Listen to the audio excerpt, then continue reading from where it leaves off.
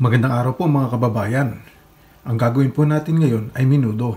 Umpisahan na po natin. Sa akin pong isang plastic container, meron po akong 1 kilong menudo cuts na baboy. Timplahan na po natin.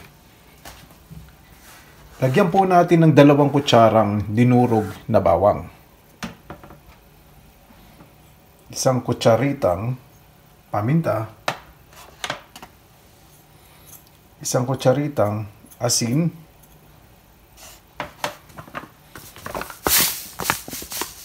1 kutsarang asukal. At toyo at kalamansi po na pinaghalo. O toyo mansi. Mga kalahating tasa lang po.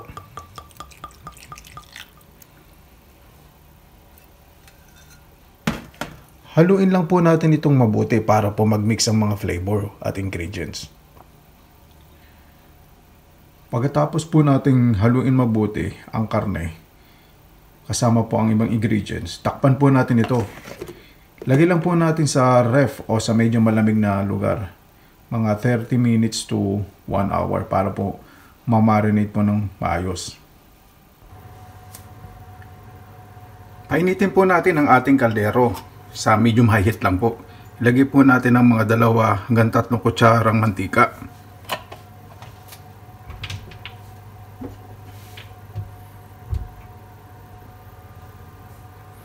Unahin na po natin igisa ang bawang. Hintayin lang po natin itong mag golden brown.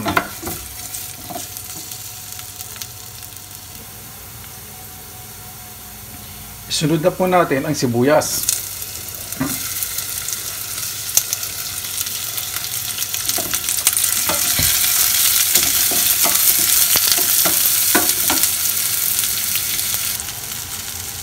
Kapag nagisa na ang bawang at sibuyas, ang ginagamit ko po ngayong panlapot ay peanut butter. Ito po yung walang asukal. Depende po kung ano panlapot po ang inyong gagamitin. Pwede pong dinurog na bigas, pwede rin pong dinurog na binusan na mani. Isinama ko po ang peanut butter sa pagisa ng bawang at sibuyas. Hanggat ito po ay medyo manuyo o matuyo.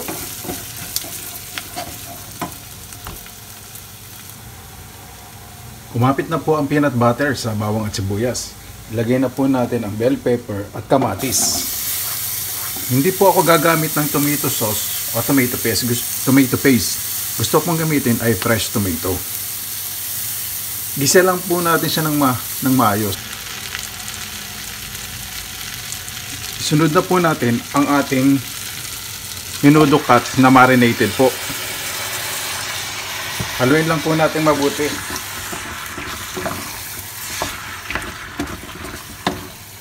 Kailangan po halong-halo po ito para kumapit din po yung peanut butter po sa karne. Saka pa po yung ibang ricado para mas malasa.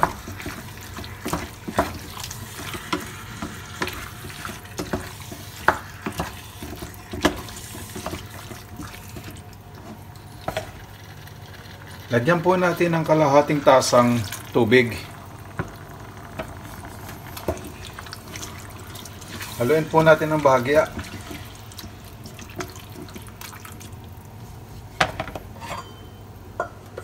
Takpan po natin at hintayin po natin na medyo mamuti po yung baboy. After ng 20 minutes, tignan na po natin ang ating karne kung medyo pumuti na po at malambot na. Ayan. Malambot na po ang ating karne at medyo namuti na po ang kulay.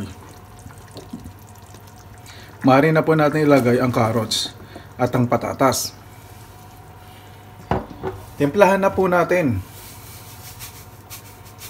Lagyan po natin ng 1 kalahating kutsaritang asin at dagdagan pa po natin ng 1 kutsaritang paminta.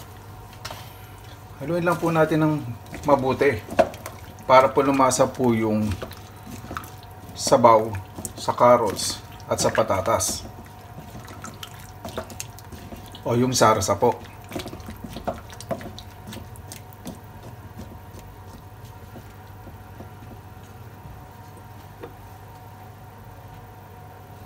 Takpan po natin. Hintayin lang po natin maluto ang carrots at ang patatas. Medyo malambot na po ang ating patatas at carrots.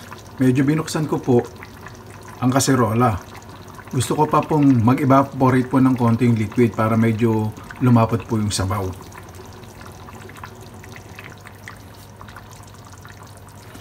Medyo malapot na po ang sabaw ng ating menudo.